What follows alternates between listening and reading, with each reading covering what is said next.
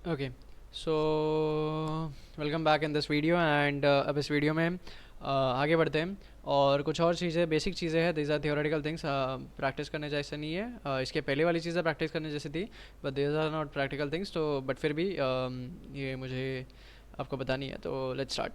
ठीक है, तो यहाँ पर अब हमने राइट क्लिक करके क्या क्या चीज़ें करी थी वो मैं आपको बता देता हूँ। तो हमने रिबूट किया था इंस्टेंस को, हमने स्टॉप किया था, हमने स्टार्ट किया था। पब्लिक आईपी एड्रेस कैसे चेंज होता है वो भी हमने देख लिया था, कब कब चेंज होता है। टर्मिनेट इंस्टेंस करना, टर्मिनेट इंस्टेंस अगर आप क्लिक करोगे तो यहाँ पे अगेन आपको पूछा जाएगा, और अगर आप टर्मिनेट पे क्लिक कर दोगे तो आपका जो ये इंस्टेंस है वो टर्मिनेट हो जाएगा। ठीक है, so this is not something to be shown, ये सिंपल है, इसमें ऐसे कुछ अलग सी चीज़ें हैं नहीं। तो इंस्टेंस आपका टर्मिनेट हो जाएगा एंड देन आपका जो भी प्राइसिंग वगैरह है वो बंद हो जाएगा। इन केस अगर आपने अपना जो EC2 वॉल्यूम है, या सॉरी EBS वॉल्यूम है, EBS वॉल्यूम को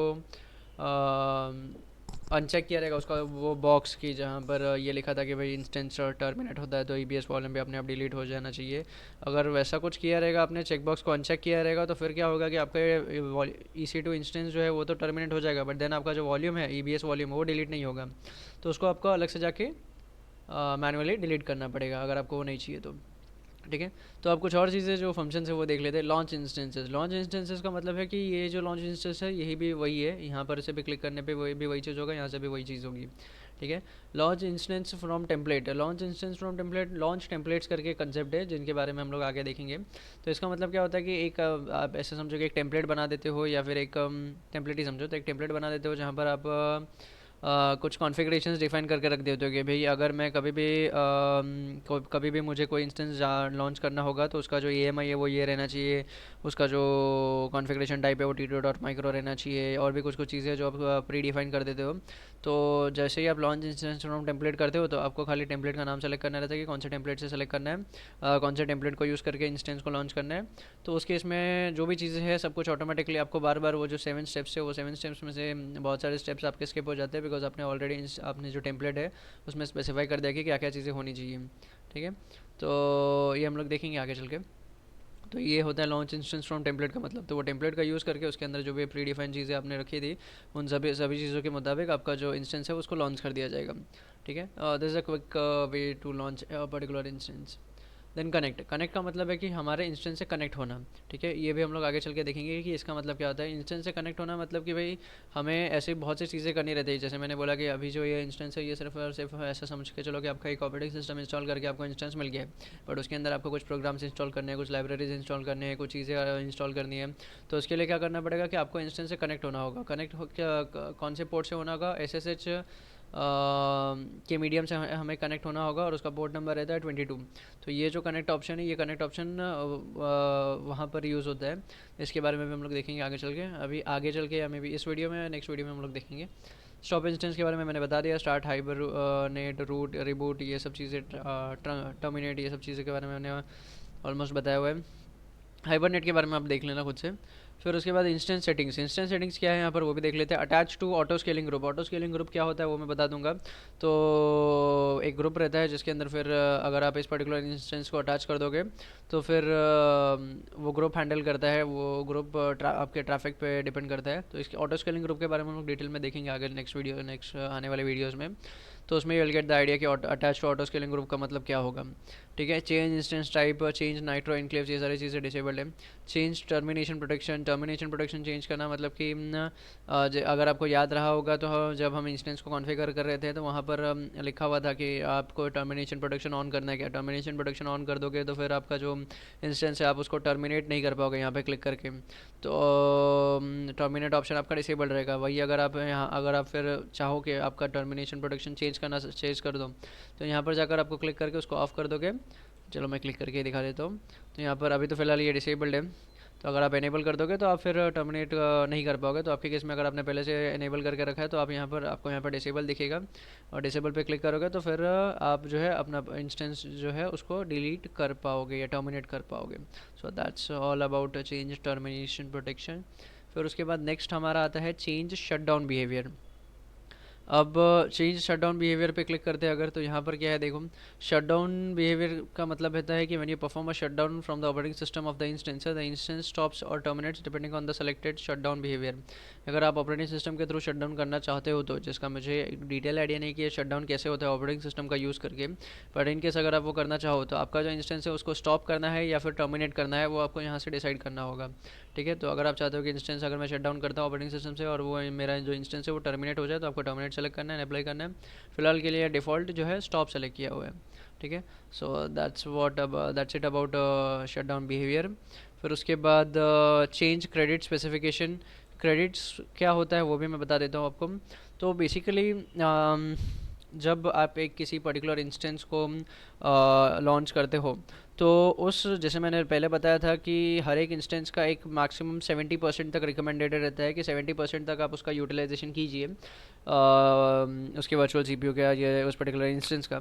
लेकिन जब 70% के ऊपर जा रहा है तो आपको क्या करना है कि आपको आपका जो ये है ट्रैफिक है उसको दो सर्वर में डिस्ट्रीब्यूट करना पड़ेगा, या फिर वो उस सर्वर को बंद करके मे भी उससे हायर लेवल का सर्वर लेना पड़ेगा, ऐसा कुछ।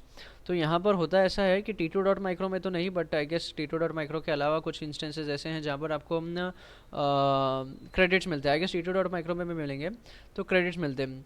लेकिन वो बर्स्टेबल क्रेडिट्स है कि नहीं वो मुझे देखना पड़ेगा। Configure burstable performance instance as unlimited to sustain high CP performance for any period of time.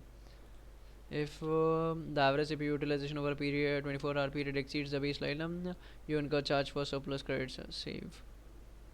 ठीक है, एनेबल अनलिमिटेड मोड। ठीक है, तो यहाँ पर बेसिकली होता कैसा है, क्रेडिट्स के बारे में हम लोग बात कर रहे थे। तो क्रेडिट्स में बेसिकली होता क्या है कि आपको, अगर आपका जो CPU है वो लेट्स कंसिडर कि 70% का एक बेस लाइन रहेगा। 70% के बेस लाइन से अगर आपका CPU ज़्यादा यूज़ हो रहा है, ठीक है, भले ही 5 मिनट के लिए यूज़ हुआ होगा, भले ही 10 मिनट के लिए यूज़ हुआ, भले ही 15 मिनट के लिए, मतलब कि आपके पास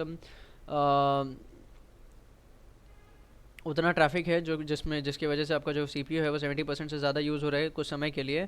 तो वो कुछ समय जो बेस लाइन है 70% का, उसके ऊपर अगर वो यूज़ हो रहा है, तो वहाँ पर क्या होता है कि आपको कुछ क्रेडिट्स मिलते हैं। हर एक CPU को, उसको CPU क्रेडिट्स बोला जाता है। हर एक जो इंस्टेंस है उसको एक क्रेडिट्स मिलते हैं।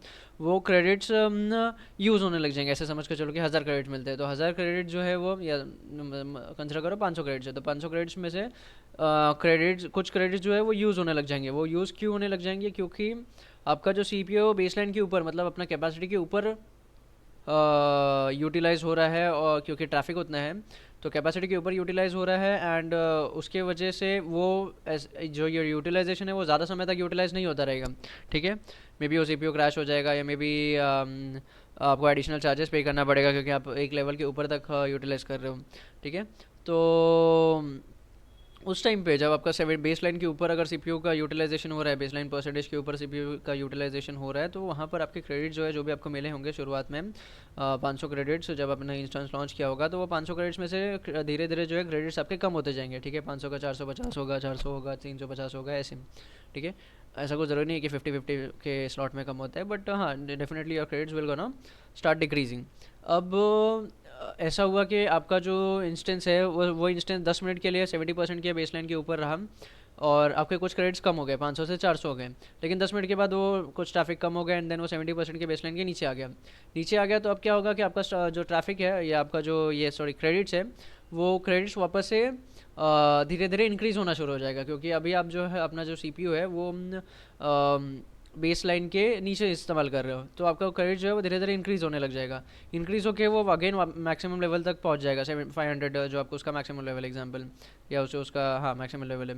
इनकेस अगर ऐसा होगा कि भाई 70% तक का था थोड़े समय के, 70% के ऊपर था थोड़े समय के लिए, फिर नीचे आया 70% के नीचे आया आपका यूटिलाइजेशन परसेंटेज, एंड देन कुछ समय नीचे रहा, एंड देन वापस से ऊपर चला गया। तो मे बी अगर ऐसा होगा कि जैसे आपका थोड़े समय के लिए नीचे आया, बट अगेन आपका जो क्रेडिट्स है वो वापस से 500 तक नहीं गया, मे बी वो 400 से 425 तक गया, देन आपका वापस यूटिलाइजेशन ऊपर होने लगा, 70% के बेसलाइन के ऊपर होने लगा, तो वापस आपका जो क्रेडिट्स है वो 425 से और डिक्रीज़ होने लग जाएगा, मे बी 350 तक चले जाएगा। एंड देन वापस आपका ट्रैफिक अगर जैसे कम होगा तो आपका यूटिलाइजेशन परसेंटेज नीचे आएगा, एंड देन जो आपका क्रेडिट स्कोर है वो इंक्रीज़ होना शुरू होगा। ठीक है, तो ये आप ऐसे समझ लो कि आप जो आपका बैंक का क्रेडिट स्कोर रहता है, जब आप लोन लेते हो या लोन का प्रॉपर्ली टाइमली रीपेमेंट कर देते हो या ऐसा कुछ रहता है, तो आपका क्रेडिट स्कोर जो है वो इंक्रीज़ होता है। लेकिन अगर आपका लोन का टाइमली रीपेमेंट नहीं कर पा रहे हो, EMIs बाउंस हो रहे हैं, तो आपका क्रेडिट स्कोर जो है वो कम होता रहता है। वैसे यहाँ पर भी है, अगर आप CPU को जो है ठीक तरीके से यूज़ कर रहे हो, 70% के नीचे यूज़ कर रहे हो, जो कि स्टैंडर्ड डिफाइन किया है AWS ने, तो आपका जो है क्रेडिट स्कोर है वो इंक्रीज़ रहे, मतलब ये एक अपर लेवल तक रहेगा। लेकिन वही अगर आप डिक्रीज़ यूटिलाइज उसका एक्सेसिव यूज़ कर रहे हो तो आपका क्रेडिट स्कोर जो है वो कम होता रहेगा। अब नेक्स्ट ईयर सवाल ये रहेगा कि भाई क्रेडिट स्कोर कब तक कम होगा। तो क्रेडिट स्कोर जो है आपका जीरो तक जाएगा। एक बार क्रेडिट स्कोर जीरो तक चले जाता है, सीपीयू का बर्स्ट करना मतलब कि जब आपका सीपीयू जो है वो बेस लाइन के ऊपर यूटिलाइज हो रहा है तो उसका बोला जाता है सीपीयू का बर्स्ट होना, ठीक है। और आपके जो क्रेडिट्स हैं वो यूटिलाइज होना शुरू हो जाते हैं।